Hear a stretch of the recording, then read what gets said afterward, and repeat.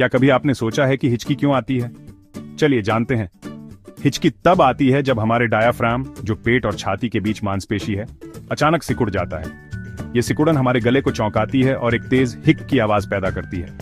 हिचकी के कई कारण हो सकते हैं, जैसे कि बहुत जल्दी खाना, ज्यादा गर्म ठंडी चीजें खाना, तनाव या फिर अचानक गहरी सांस लेना। आमतौर पर ये बिना किसी गंभीर कारण के होती हैं और कुछ मिनटों में खुद ही चली जाती है। तो अगली बार जब हिचकी आए तो बस थोड़ा इंतजार करें, वो खुद ही चली जाएगी। अगर आपको ये वीडियो पसंद आया हो तो लाइक और सब्सक्राइब करना न भूलें।